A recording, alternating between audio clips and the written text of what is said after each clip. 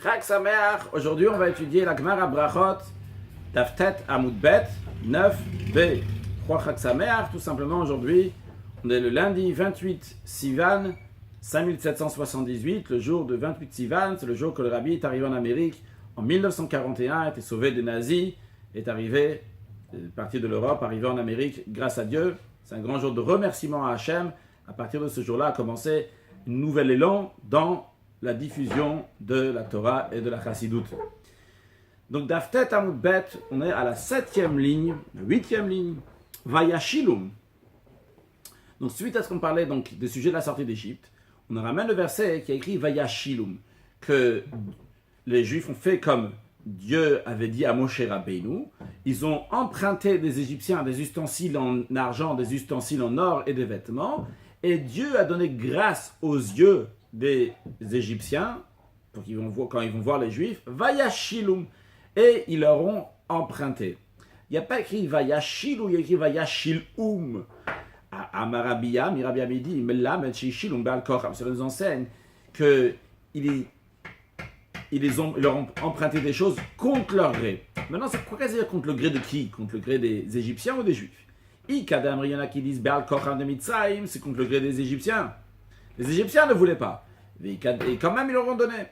Et Ikadam, il y en a qui disent Baal Kocham d'Israël, c'était contre le gré des Juifs que eux ne voulaient pas prendre. Man, Baal Kocham de Mitzrayim, celui qui dit que c'était contre le gré des Égyptiens, dit qu'il est écrit Unvad Baït, Echalek Shalal. La maîtresse de maison va partager le butin avec qui elle habitait, donc elle partage le butin avec les autres, mais ce n'était pas de son gré, c'est la juive qui a demandé, le juif qui a demandé, les Égyptiens ont donné. Mandéama Balkocham d'Israël, ceux qui disent contre le gré des Juifs. Pourquoi Mishum Masoy? Parce que les Juifs allaient dans le désert, ils ne voulaient pas avoir un fardeau sur eux, porter des choses. C'est la raison pour laquelle donc, ils ne voulaient pas prendre. Et quand même les Égyptiens disent non, vas-y, tu veux un, prends, deuxième, prends encore. Vainat Suet Mitzrayim. Ils ont vidé l'Égypte. Amirabi Aminadi, Shasaou Akimtsu de Shen Badagan. Ils l'ont fait comme un piège pour oiseaux dans lequel il n'y a plus de céréales. Qu'est-ce que cela veut dire? Rashi, en haut de la page à gauche. Kimtsu de Shen Badagan, Deret Saya de Ofot. C'est l'habitude des chasseurs d'oiseaux. L'Izrok Dagan, de jeter des céréales Tachat Metsudot sous les pièges, que des Sheyavu Ofot, pour que les oiseaux vont venir. Venir Kalim et se faire attraper. Ou Shen Badagan, par contre, lorsqu'il n'y a pas de céréales. Enof Ponela, les oiseaux, ils ne se tournent pas vers là-bas. De même, les Juifs, ils ont vidé les Égyptiens de tout leur argent. D'ailleurs, Rashi nous dit, Vainatsu, que l'expression de Vainatsu, c'est Kitargumo comme la traduction araméenne, Verokinu, qui veut dire qu'ils ont vidé. Deuxième continue la Gemara, elle dit, Veresh Lakishama, Resh Lakish dit, Asaou, Akimtsu le Shen Badagim, ils ont fait comme les profondeurs de la mer où il n'y a pas de poisson. Qu'est-ce que ça veut dire? Rashi, Kimtsu le Shen Badagim, Kemo Metsulot Yam, comme les profondeurs de la mer, d'où l'expression de Metsula comme Metsulot. Keloma, c'est-à-dire, Betoch Ateom, dans les profondeurs de la mer, En Metsuyim Dagim, il n'y a pas de poisson. El al Svatayam, ils sont sur le bord de la mer. Quand on dit le bord, c'est pas au bord de la mer, mais en haut de l'eau. Pourquoi? Hecha de Ikamazon, là où il y a de la nourriture. Mais au fond, il n'y a pas de poisson, et les Juifs ont complètement vidé l'Égypte. Continuons la Gemara. Donc lorsque Moshe Rabbeinu, il a une discussion avec Dieu, que si les Juifs vont demander comment tu t'appelles, qu'est-ce que je vais leur dire? Dieu a répondu, Eye Asher Eye, dit aux Juifs, je serai celui que je serai. Amala Kadosh Baruch le Moshe, Dieu il a dit à Moshe, Lechem Orlam le Israël, va et dit au peuple juif, Ani Haïti Machem Shibudze, j'étais avec vous dans cet esclavage. Vous inquiétez pas, Vani Yeim Machem. Et je serai aussi avec vous, Shibud Malchuyot, dans les prochains esclavages, dans les prochaines soumissions aux nations, je serai aussi avec vous. Donc ça l'expression, je serai celui que je serai. Je suis déjà là avec vous, et je serai aussi avec vous, dans les autres, dans les prochaines. Amar le Fanav, alors Moshe il a dit à Dieu, Ribbon Shalom, maître du monde, Daya le Tzara Beshata, ça suffit, la souffrance lorsqu'elle arrive, Rashi. Daya la Tzara Beshata, Daya, ça suffit, la Tzara, la souffrance, chez Iton et Nouba qui s'en plaignent, Beshach et Tavoalem, lorsqu'elle va venir. Là, ma petite marche, pourquoi tu vas les inquiéter, tu vas les attrister maintenant? Bibsor Akash avec une nouvelle difficile, tu leur dis, vous êtes en esclavage, je suis avec vous. Sachez, il y aura d'autres encore, c'est pas le dernier, il y aura encore d'autres esclavages, je serai aussi avec vous. Il ne faut pas leur dire ça maintenant. C'est ce que Moshe a dit à Dieu. Alors, Amalek Kadosh Baruch Hu, Dieu leur a dit, Lechem Olahem, va et dis-leur, Eye Shlachani Alechem. Dis-leur que, Eye, donc Dieu vous a envoyé. Donc, d'après le Maharsha, comme ça il explique, en effet, Dieu il a dit à Moshe Rabbeinu, c'est pas ce que je voulais dire. Je ne veux pas dire, pour toi je t'informe que je serai toujours avec eux. Mais à eux, ce que tu vas leur dire, c'est je serai avec vous plus tard. Je suis avec vous maintenant. Et le Eye, donc Dieu Shlachani Alechem, m'a envoyé à moi Moshe Rabbeinu, pour vous annoncer la Géoula, la délivrance. Continuons la Gemara, puisqu'on a parlé de Eye, Asher Eye, donc un double langage, donc on continue sur cet esprit-là, Aneni Hashem Aneni. À l'époque du prophète Eliyahu Hanavi, il y avait beaucoup d'idolâtres, et Eliyahu Hanavi a fait un rendez-vous avec le roi Achav et tous les idolâtres sur le mont Carmel, et il a fait un deal avec eux, que le Dieu qui va faire descendre du ciel du feu, c'est lui le vrai Dieu. Il a donné la possibilité d'abord aux autres idolâtres de faire, et après quand c'est arrivé son tour à lui, bien sûr il n'y a pas de feu qui est descendu, lorsque c'est arrivé le tour de Eliyahu Hanavi, après avoir préparé l'autel et mis de l'eau dessus et un sacrifice dessus, il a demandé à Dieu, Aneni Hashem Aneni, réponds-moi Dieu, réponds-moi, donc d'amener le feu. Rabbi Abbaou dit, là, Eliyahu Aneni bet peyamim, pourquoi il a dit deux fois réponds-moi? Réponds-moi, c'est pour deux choses. Mais là, même cela nous enseigne, le prophète, il a dit devant Dieu, Ribbon Shalom, le maître du monde, Aneni, premièrement, réponds-moi, que le feu va descendre du ciel, Vetochal kol asher la misber, qui va dévorer, manger, consumer tout ce qu'il y a sur l'autel. Deuxième chose, Aneni, réponds-moi, qui va détourner leur esprit, qui est chez le yom, ou pour pas qu'ils disent, Masek Shafi, même, il va dire, les Juifs vont dire, c'est juste de la sorcellerie. Il est dit, mais toi, tu as détourné leur cœur en arrière. Donc ça peut être pris dans le passé, mais ici la Gemara traduit ça, que c'est au présent, ça veut dire demande, détourne leur cœur d'un autre côté. Qu'est-ce que ça veut dire Rashi? Chez Tassiyar Datam, que tu vas détourner leur esprit. Milavo belibam, que pour pas que ça monte dans leur cœur, que ça va venir dans leur cœur. Mais Zimachal Racha, un complot de Racha, une pensée de mécréant, les Hachisheni, de me démentir, l'homme a dire à l'idée que Shafim, c'est pas la sorcellerie, que moi, Eliyahu Hanavi, j'ai amené ce feu-là, donc réponds-moi pour pas que les Juifs vont penser à comme ça.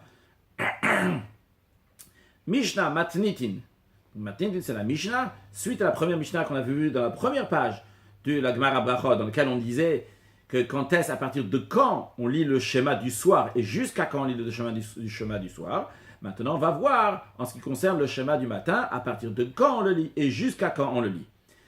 Maintenant, la Mishnah elle dit, mais à partir de quand on lit le schéma Beshacharit le matin? Mishnah répond, Mishiyakir bet lavan, à partir du moment où il fait suffisamment jour pour pouvoir distinguer entre le bleu et le blanc. Alors, on parle ici d'un bleu qui a été teint sur de la laine. La laine, donc on dit tralet, c'est une couleur, donc on a pris de la laine, on a mis dans du bleu, ça a pris une couleur de trait de bleu, donc on sait différencier entre le bleu et le blanc. Rabbi Eliezer dit, ben tralet le katis, qu'on sait différencier entre le bleu et katis, c'est le poireau, donc qui est vert, c'est une différence donc qui est plus minime, qui est plus détaillée, donc il faut plus de jours pour pouvoir voir cette différence-là. Voyons Rashi tralet, Rashi dit tralet, yaroku. C'est vert, et il est proche de la couleur karti, chez Korim poireau, qu'on appelle poireau. Donc, Vegomra, continue dans la Mishnah, Vegomra Danetzachama, et il finit le schéma, quand il peut lire le schéma, jusqu'au lever du soleil. Rabbi Yeshua dit, at Shaloshot, il peut finir le schéma, pas jusqu'au lever du soleil, mais encore plus de temps, jusqu'à la 3e heure de la journée. Quand on prend la journée, donc on la partage en 12, donc on va prendre le matin, il commence à 6h, et le soir, ça finit à 18h, eh bien, tu peux la lire jusqu'à 9h du matin, jusqu'à la fin de la 3e heure. Pourquoi? Parce que c'est l'habitude des rois de se lever 3h, donc à 3h, donc c'est à la fin jusqu'à 9h. Celui qui a lu après cette heure-là, ici ne paie rien, qui est Adam Akorebatora, comme quelqu'un qui lit n'importe quel texte dans la Torah, qu'il a fait aussi une mitzvah de lire un texte dans la Torah. Bien, donc on a vu le début du schéma et la fin du schéma et les deux opinions. La Gemara demande, ben levan. C'est quoi cette expression qu'on a vue dans la Mishnah, qu'on peut lire le schéma à partir du moment où on peut différencier entre le bleu et le blanc. Et l'Imalagma propose de dire, disons, c'est ben gvava de amra chiva, que je peux différencier entre une étoffe, un paquet, une balle de laine blanche, le gvava de amra de trelta, avec un paquet de laine qui est en trellet, qui est en bleu. Ah, si c'est ça, beleila nami, même la nuit, midayade, on peut le savoir, on peut le différencier entre un paquet de laine qui est blanc et un paquet de laine qui est bleu. Elle a seulement ben trelet sheba, le lavan sheba. On parle ici, comme Rashi va nous expliquer, on parle de le même paquet de laine qui a été trempé pour que ça devienne du bleu. Mais il y a certaines parties qui n'ont pas bien pris la couleur, qui sont restées blancs. Et ça, pour faire cette distinction-là, il y a besoin de lumière. Tu ne peux pas faire ça pendant la nuit. Ça, c'est quand ça commence à faire un peu jour, dans le commentaire de Rashi. Gemara ben chelet sheba le lavan sheba. Gizet samer, un paquet de laine, une étoffe de laine. Chez Tzva trelet. Qu'il a peint en bleu. Il y a des endroits chez l'eau à la que la couleur n'est pas montée littéralement, elle n'a pas bien pris là-bas. Et je peux différencier entre ça et ça. C'est le moment où je peux commencer à lire le schéma. Continue la Gemara. Tanya Rabbi Meir, Rabbi Meir dit, Mishiyakir benzev le kelv. À partir de quand on peut lire le schéma? Quand il peut différencier entre un loup et un chien. Rabbi Akiva Omer, Rabbi Akiva dit Ben Chamor le Harod, qu'on peut différencier entre un âne et un âne sauvage. Rashi Harod, Chamor Habar, un âne sauvage. Acherim Omrim, Ve'acherim Omrim, d'autres disent Mishiyir et Chavero Rachok Daletamot, lorsqu'il va pouvoir voir son ami de loin de 4 coudées, Ve'yakirenu, et il va pouvoir le reconnaître. On verra dans la suite, dans le Shulchan Aruch, c'est quoi reconnaître quelqu'un, son ami, quel ami il s'agit, de 4 coudées. Et qui peut le reconnaître. Donc ça, c'est le moment qu'on peut lire le schéma. Ravuna, il a dit, halacha ke acherim. La halacha, elle en est fait comme acherim, qu'à partir de quand on peut lire le schéma, lorsqu'on peut distinguer, donc on peut voir son ami, on peut reconnaître son ami, à 4 coudées, ça représente environ 2 mètres. Abaye, il a dit, les tfilin k'acherim. Pour les tfilin, en effet, c'est comme l'opinion de acherim, qu'à partir de quand tu peux mettre les tfilin, à partir du moment que tu peux voir ton ami, tu veux voir c'est qui ton ami qui est là, ici, au bout de 4 amot, au bout de 2 mètres environ. Donc ça veut dire qu'il fait assez jour pour pouvoir distinguer qui est la personne devant toi. Par contre, les kriyat shema, pour la lecture du schéma, kevatikin, comme les vatikin. Voyons le Rashi les tfilin d'abord. Les tfilin, la haniar tfilin, pour mettre les tfilin. Alors pourquoi on parle de tfilin avant le schéma?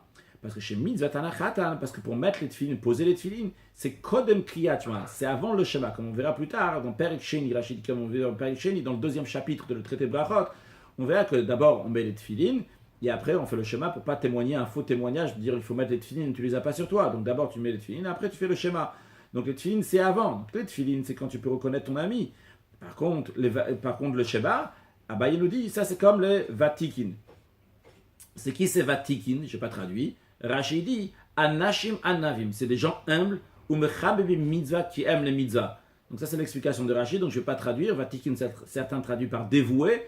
En tout cas, donc Rachid nous dit dans le contexte ici, c'est des gens qui sont humbles et qui aiment les mitzvot. D'ailleurs, comme certains commentaires expliquent, quand quelqu'un il est humble, alors à ce moment-là, il aime la mitzvah parce qu'il est content de pouvoir se rattacher avec Akadosh Baruch Hu. Alors qu'est-ce qu'ils faisaient ces vatikin là? Dans le texte d'Agma, Rabbi Yochanan a dit Vatikin hayu gomrimot haimanetzachama. Les Vatikin, ils finissaient le schéma avec le lever du soleil.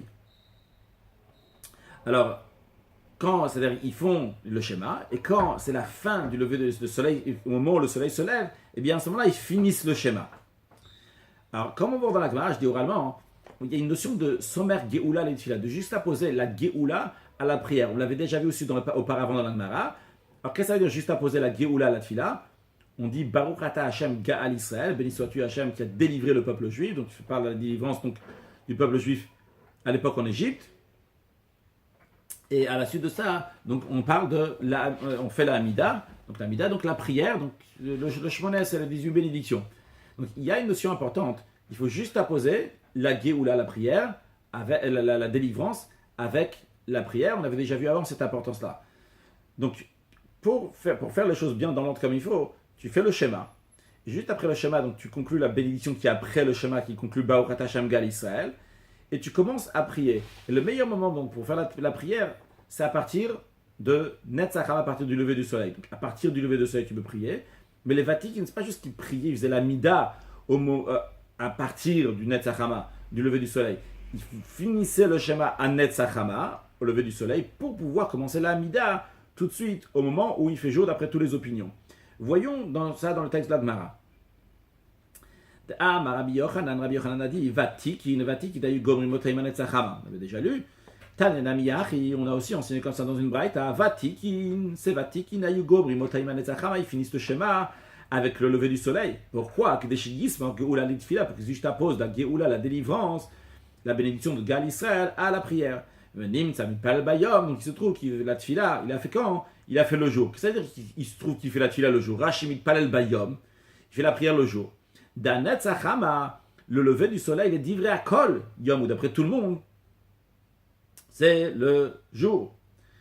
Amarabizeira, continue Amarabizeira, il a dit Maïkra, d'où on apprend ça dans le verset. Rashi Maïkra, quel est le verset de Mitzvah Palalimanet Zachama, que c'est une mitzvah de prier avec le lever du soleil. Réponse de Rabbi Zera dans la Gemara, il y a écrit dans les psaumes Ira Ura Im Shamesh, ils vont te craindre avec le soleil. Velifne Yarer, et devant la lune, ce qui veut dire avant la lune, Dordorim, génération après génération. Qu'est-ce que ça veut dire? Rashi, Diktiv Ira Ura Im Shamesh, ils vont te craindre avec le soleil. Matai Mityarim Mimcha, quand est-ce qu'ils te craignent? Shemorach Ambek Kablim Alem, lorsqu'ils prennent ta crainte sur eux. C'est quand est-ce qu'ils prennent la crainte? Le règne de Dieu, le règne du ciel littéralement, qui reçoivent sur eux au moment du Shema. Quand est-ce qu'ils font ça? Im Shemesh, c'est Im Shemesh. Kelomar, c'est-à-dire, Shemesh Yot, c'est lorsque le soleil sort, c'est-à-dire avec le lever du soleil. Im Shemesh, lorsque le soleil est en train de sortir, et bien c'est à ce moment-là qu'ils sont en train de faire le schéma, de finir le schéma. Qu'est-ce que ça veut dire V'lifnei yareach? Qu'est-ce que ça veut dire avant la lune? Av tfilata mincha, même la prière de mincha, mitzvata, la mitzvah de faire le mincha, imdimdu mechama, c'est lorsqu'il y a le dernier rayon de soleil. D'ailleurs le Maharsha il s'arrête sur le Rashi, il dit qu'on n'a pas vu nulle part que c'est lorsqu'il y a les rayons de soleil qu'on doit faire à la fin. Et la fin de la journée qu'on doit faire mincha, lui dit c'est plutôt à la prière de Harvit. En tous les cas, nous on s'attache avec les commentaires de Rashi ici. Donc c'est la prière de mincha lorsqu'il y a des rayons de soleil. Ça c'est l'explication. Donc Yiraou, on craint Dieu donc au début à la fin, au début de la journée, au début du soleil, à la fin du soleil.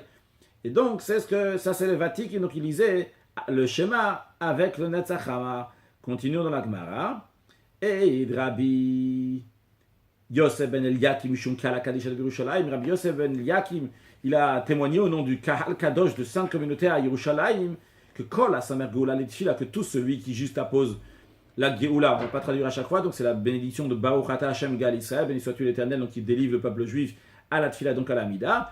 Et non mise Kol Hayom Kulo, il ne sera pas endommagé toute la journée. Rabbi Zera, il a dit à Rabbi Yosef ben Eliakim, Ini, ah bon, tu dis qu'on ne va pas être endommagé. Comme Rabbi Zera a compris, il s'agit qu'il n'y aura pas d'endommagement physique, mais pas d'endommagement non plus financier. Il dit, voilà que moi, j'ai juste apposé, et j'ai eu un endommagement dans la journée, un endommagement financier, comme on va voir tout de suite. Amarle, donc Rabbi Yosef ben Eliakim lui a dit, en quoi tu as eu un nezak, en quoi tu as eu un endommagement? N'est-ce pas? C'est parce que tu as amené des hadassim, des myrtes chez le roi. Il devait amener une sorte de bouquet de fleurs quand il est parti se présenter chez le roi. Et c'était une perte d'argent pour lui d'avoir eu à acheter ce bouquet de myrtes, ces myrtes. C'est ça que tu veux dire. Le Rabbi Yossi dit, c'est ça que tu as perdu de l'argent, c'est ça le nezek, l'endommagement que tu as eu. Il lui a dit, Hatamnami, là-bas, le me'av agra. Tu devrais donner du salaire, tu devrais payer le merzep et malka pour voir le roi. Pourquoi c'est tellement important de voir le roi, même si c'est un roi goy, non juif. Rabbi Yochanan a dit, le olam ishtadel adam. Toujours un homme doit s'efforcer. La route de courir, l'ikrat malchei Israël à la rencontre des rois du peuple juif. Velo l'ikrat malchei Israël bilvad, et pas seulement à la rencontre des rois juifs. Et la file ou l'ikrat malchei akum. Peut-être il faut lire ici. Donc même à la rencontre des rois non juifs. Pourquoi? Chez Miske, car s'il méritera. Yafrin, chez Miske, s'il méritera. Qu'est-ce qu'il dira? Il méritera quoi? Chez Miske, s'il va mériter. Le Olam Haba, le monde futur, lorsque Mashiach va venir, s'il va mériter. Et d'ailleurs, en ce qui concerne notre génération, c'est sûr qu'on va le mériter. Parce que le Rabbi a dit plusieurs fois que nous sommes la dernière génération de l'exil, la première génération de délivrance, donc on va mériter. Voyons ce que Rashi nous dit, le Olam Haba, l'irod doulatan shel Israël, de voir la grandeur du peuple juif. Eh bien, continuons la Gemara, Yafrin Memarchi Israël Malchi Hakum. Il pourra différencier entre la grandeur des rois non juifs et le roi d'Israël. Donc, page toute littéralement, a priori, ça parle donc du roi Mashiach, qui sera le roi lorsque Mashiach va venir. Rashi Yafrin, il va voir Kama Harbek Dulatan. Il va voir comment la grandeur donc des rois d'Israël, lorsque Mashiach va venir, Yoter ala umotarshav, plus que des rois des nations. Donc, pour bien pouvoir réaliser la royauté qu'il y aura lorsque Mashiach va venir au peuple juif, et bien pour cela, il faut voir maintenant la royauté qu'il y a dans les nations, comme ça tu pourras mieux réaliser ce qu'il y a. Donc tu devais payer un prix, tu devais, même s'il faut donner des myrtes, c'est pas un nazek, c'est pas un endommagement. Ça veut dire d'après cela, a priori, quand il n'y a plus de nazek, en effet, c'est pas seulement un dommage physique, mais même un dommage matériel va pas arriver à la personne. Si les sommes Geoula Latfila, c'est juste à cause de la Geoula Latfila. Continuons la Gemara, donc il parle encore de cette notion-là de juste à poser la Geoula Latfila. Amar le Rabbi Hila le Oula, Rabbi Hila il a dit à Oula, qui aille l'atlatam lorsque tu vas là-bas, tu vas monter là-bas, donc en autre mot, lorsque tu vas aller en Eretz Israël. Shail bishlam de Rav Bruna achi, demande la paix de Rav Bruna mon frère, c'est-à-dire passe le bonjour, le shalom, Rav Bruna mon frère. Bemam al kola chavura, en présence de toute l'équipe, de tous les amis. Pourquoi? Parce que Rav Bruna de Adam Gadolou, c'est quelqu'un de très grand, personne importante. Et c'est quelqu'un qui se réjouit dans les mitzvot. Zimna Chada un jour, Samar Geoula Litfila, il a juste à poser la Geoula à la Tfila. Velo pasik choucha mi poume kolayom, elle était tellement content, le sourire ne l'a pas lâché de ça, littéralement. Pasik, c'est pas arrêté, choucha, le sourire mi poume de sa bouche, kolayom à toute la journée. Alors, et quand le commentaire de Tosfot explique, nous tous, chacun il fait sommaire Geoula la Tfila, quelle est la grandeur, pas sur ce point-là, Tosfot il s'est arrêté sur avant, qu'il n'a pas d'endommagement. Il dit c'est pas seulement quelqu'un qui fait sommaire Geoula la Tfila, c'est quelqu'un qui est sommaire Geoula la Tfila, et il le fait aussi au Netzach Hama, c'est-à-dire qu'il finit le schéma quand ça arrive le lever du soleil, et il fait la Mida, donc il est sommaire Geoula la Tfila au moment, comme les Vatikin. Donc à ce moment-là, il est pas Nizok. A priori, il faut dire aussi, pas a priori, Tosfot dit aussi sur ça aussi, donc sur ça qui sourit toute la journée, c'est parce qu'il avait fait cette mitzvah-là au moment de Vatikin. Maintenant, la Gemara s'arrête sur un autre point qu'on a dit. On a dit qu'on est sommaire Geoula la Tfila, juste à pose de la Geoula à la Tfila. On avait déjà vu ce qu'on va voir ici, certaines choses donc avant dans la Gemara. La Gemara la reprend ici aussi. Donc comment on peut juste apposer la Geoula à la Tfila? Ma Rabbi Yochanan, voilà que Rabbi Yochanan a dit, Bitrila, avant de commencer la Amida, ou Omer, on dit un verset des psaumes, Hachem Sfatay Tiftach, Hachem ouvre mes lèvres. Ou le Bassaf à la fin de la prière, ou Omer Yul Eratzanim Mirfi, on dit que mes paroles soient agréées devant toi, Hachem. Donc la question de la Gemara, elle est, comment tu peux dire Baruch Ata Hachem Gal Israël, donc la Geoula, et juste après commencer Baruch Ata Hachem, donc la Amida, alors qu'au milieu, entre Gal Israël et le Baruch Ata Hachem de l'Amida, tu t'arrêtes en disant une phrase des psaumes, un verset des psaumes qui dit Adne Sfatay Tiftach, la terra. On demande à Hachem d'ouvrir notre bouche, t'es pas sommaire Geoula Litfila. Amar Rabbi Elazar dit en effet, c'est vrai, t'es pas sommaire Geoula Litfila, mais t'es Bitfila Shel Arvit. C'est quoi? Dis ça que Rabbi Yochanan il a dit. Quand est-ce que Rabbi Yochanan a parlé? Il n'a pas parlé pour la prière de Shacharit. Shacharit, t'es sommaire Geoula Litfila. Tu juste apposes la Geoula Litfila. Mais Arvit, à ce moment, tu juste apposes pas la Geoula Litfila. Rashi. T'es ad Rabbi Yochanan. Ça, ce que Rabbi Yochanan il a dit, tu dis Hachem Sfatay Tiftar, c'est Bitfila Tarvit. C'est la prière du soir. De l'Ochashin anisman Geoula Litfila. Que le soir, on ne fait pas attention que la Geoula, le Baruch Hachem Gal Israël, il va être juste apposé à la Tfila. Pourquoi? Parce que la Geoula, la délivrance du peuple juif en Égypte, elle était le jour. Donc le soir, c'est pas la peine. Comme ça, Rabbi Lazar, il explique. Donc il dit, Rabbi Yochanan, il a dit, il faut dire Hachem Sfatay Tiftar. Ça, c'est le soir qu'il faut dire Hachem Sfatay Tiftar, parce qu'il n'y a pas besoin de juste apposer Geoula à la Tfila. Ça, c'est ce que Rabbi Lazar dit. Continuons la Gemara.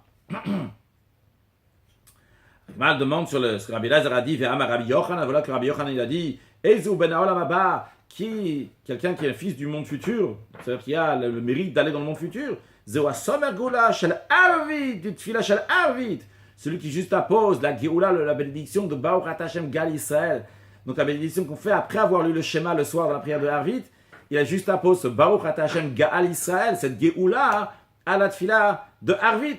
Donc on voit que Rabbi Yochanan aussi, il parle pas seulement de la Goula, quand il dit Hashem Sfatai Tiftach.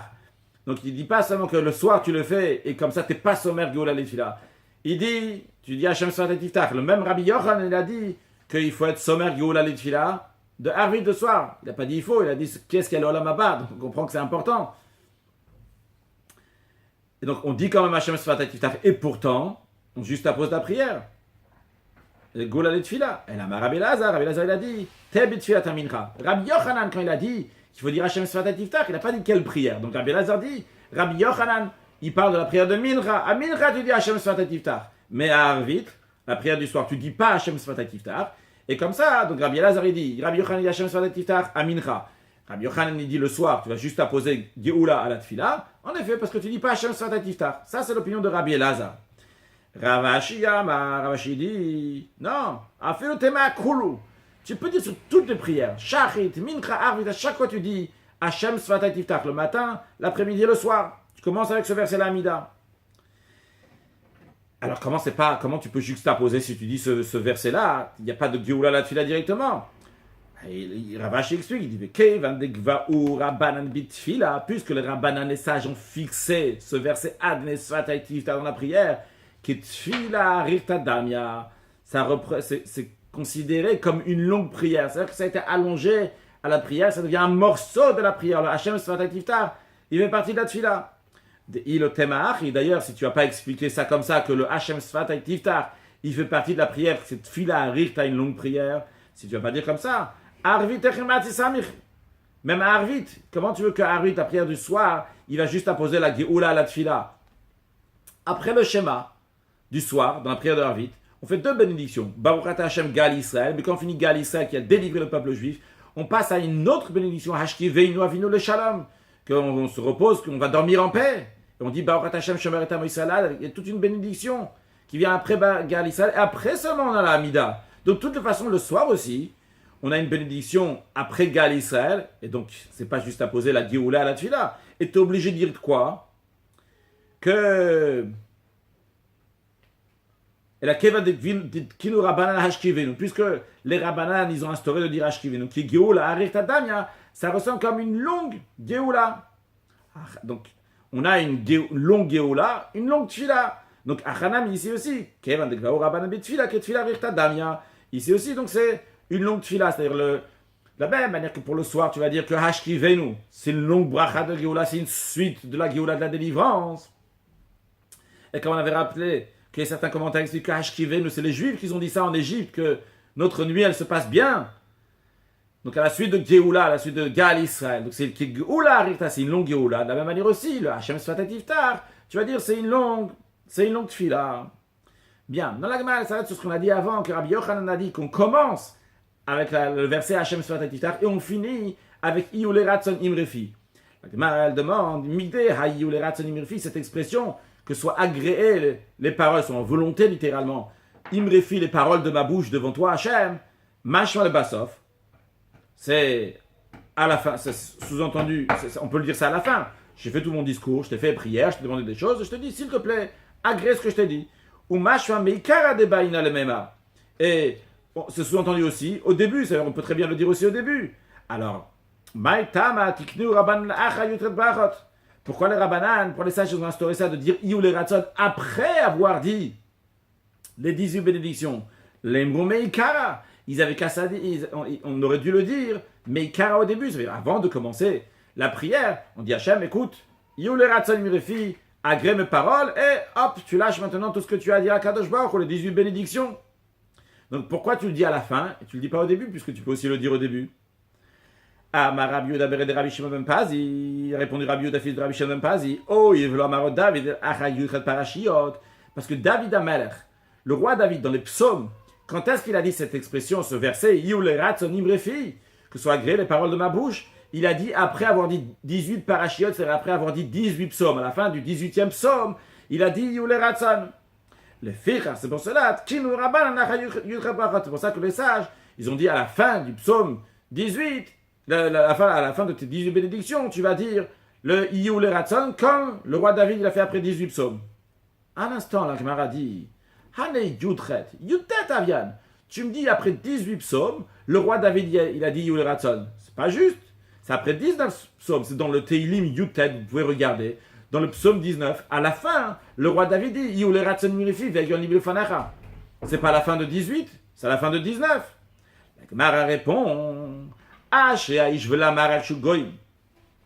les deux premiers psaumes qu'on a dans notre psaume aujourd'hui, le premier qui commence par Ashéaïch, heureux l'homme qui part dans les chemins de Dieu, et le deuxième psaume qui dit La Marak Shugoim, pourquoi se rassemblent les nations. Ces deux psaumes-là, Chada Pashtai, c'est une seule paracha. C'est bien que dans la Massoret, nous, ce qu'on a été transmis, on en a deux, mais il dit à la base, c'est une seule paracha. Amarab Yuda Bere de Rabbi Shimon Pazi, d'ailleurs, la preuve que le Ashéaïch et la Marak Shugoim, ces deux-là, c'est le psaume que nous on a, qui est 1 et 2, sont considérés comme 1, ce qui fait que quand après on arrive au 19e, en vérité c'est seulement le 18e, donc on voit ça, parce que Rabbi Yehuda, fils de Rabbi Shimon Pazi, il a dit, Kouv Gimel Parashiot Amar David. David Amelech, il a dit 113 parashiot, 113 psaumes, Velo Amar Haleluka, il n'a pas dit Haleluka, remercie soit Dieu, Achera B'mapatan Shoreshaim, jusqu'à qu'il a vu la défaite des Reshaim, que les Reshaim tombent, s'écroulent, chez Namar, comme il est dit, Itamu Chataim Mina Aretz, que se finissent, disparaissent les fautes de la terre, ou Reshaim Odenam, il n'y a plus de Reshaim, il n'y a plus de mécréants, Bachi Navshit Hashem, que mon âme bénit Hashem, Hallelujah, que Dieu soit loué. Donc, à la fin du psaume 113, d'après ça veut dire à la fin du psaume 113, il a dit cette phrase-là, Itamu Chataim, etc., Hallelujah. Maintenant, la même question qu'on a demandé avant, Hanekuf Gimel Kufdalet Avian. Regardez dans le psaume, c'est à la fin du psaume 104 que David Amelech, il a dit Hallelujah. Et ce verset-là, Itamu Chataim, etc., Hallelujah. Pas à la fin du 103e. Pourquoi Rabbi Shimon Ben Pazi, il dit seulement au bout de 103, c'est au bout de 104. Et la Shemamina, seulement tu en début de là. Il faut dire Ashéaïch ve la Marak Shugoyim, Chada Pashaï, que Ashéaïch et la Marak Shugoyim, les deux premiers psaumes que nous avons, c'est une seule paracha, c'est un seul psaume. On a juste un commentaire de Rashi qui nous confirme la version qu'on a d'Amar Rabbi Yehuda, Bere de Rabbi Shimon. Okay. Continuons dans la Gemara, la dernière ligne. Amar Rabbi Shmuel bar Nachmani, Amar Rabbi Yochanan. Alors, pourquoi dire que ce verset-là, le premier psaume, le premier, deuxième psaume, ça, deux-là, ils sont un seul. Pourquoi d'Afka cela? D'où on apprend ça. On passe d'Af Yud Amud Aleph, page 10a, Kol, page Shaita Chaviv al David. Donc, Rabbi Shimon ben Nachmani a dit au Rabbi Yochanan que toute paracha, tout Teilim qui était cher à David, que David appréciait plus, Patarba be'ashe, Vesiyama be'ashe, il commence avec l'expression de Ashré, qui est heureux, et il conclut aussi avec Ashré. Donc, c'est exactement le cas du psaume, début du psaume 1 et la fin du psaume 2, qui nous prouve donc que ces deux psaumes-là, en vérité, sont un, puisqu'il a commencé avec Ashré, comme ça dans le texte d'Agmara. Patar be'ashré, il a commencé donc le psaume 1 avec Ashré, dictive Ashré Aish, heureux soit l'homme. Fait Siyem be'ashré, à la fin du psaume 2, il dit aussi heureux soit, dictive Ashré kol chasebo, heureux tout celui qui se couvre sous Akadosh Baruch ou sous Dieu. Rashi patar be'ashré ve'siyem be'ashré, il commence avec Ashré, il finit avec Ashré. Alma, donc on voit Chadaï, donc on voit que c'est une seule paracha, un seul psaume. De Ashré kol chasebo, puisque heureux tout celui qui est sous Hachem. Siyuma de la Marak Shugoimu, c'est la conclusion de pourquoi les goyim se rassemblent. On va conclure avec une halakha et un mot de chassidut. Donc, en ce qui concerne le moment quand est-ce qu'on commence à mettre les tefilines et à partir de quand on fait le schéma, l'Admour Hazaken nous dit, à partir dans Siman Lamed Seif Aleph, donc à partir de quand on lit le schéma, il dit, on lit le schéma à partir, donc le jour va commencer à éclairer, puis au moment qu'il puisse voir son ami loin de 4 coudées, et il va le reconnaître. Maintenant, c'est quoi cet ami-là? De qui on parle? Quelqu'un que tu fréquentes tous les jours, quelqu'un que tu vois une fois par an? Alors il dit, c'est quelqu'un que tu as un peu l'habitude de lui. Parce que si tu as beaucoup l'habitude de lui, alors même de loin, tu vas le reconnaître. Et si tu n'as pas l'habitude de le voir, même s'il est très proche de toi, tu ne vas pas le reconnaître.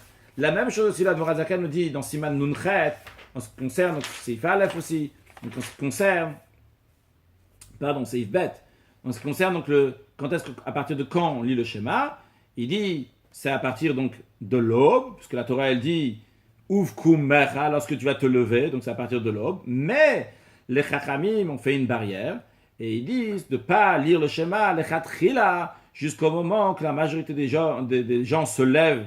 C'est quand ce moment-là? C'est le moment que le jour va éclairer à tel point qu'il puisse voir son ami quand il est loin de quatre coudées, il va le reconnaître. Et c'était comme on a dit tout à l'heure.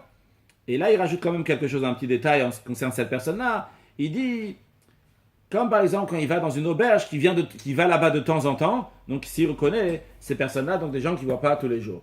Conclure avec un sujet de Chassidut, en tous les cas, un mot du Rabbi, dans l'écouté Sichot Chelek Yud, dans la paracha de Toldot, donc la note 70, c'est pas la note, c'est la note 31, et à la suite, le Rabbi discute plus ça, après la Sikha, il y a tout un rajout sur la note 31, et il dit que c'est quoi la différence, donc c'est quoi cette notion-là, que ce psaume-là, il a été rattaché à Sheaïch et la Marakshu. Pourquoi cela c'est une seule paracha? On a conclu aujourd'hui que chaque paracha qui était Chaviva, David, que David appréciait, eh bien il commence avec Haché et il finit avec Haché. Alors qu'est-ce que ça veut dire?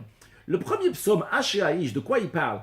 Il parle donc, heureux soit l'homme qui va dans les chemins de Dieu. On parle donc d'un juif qui se comporte bien comme il faut.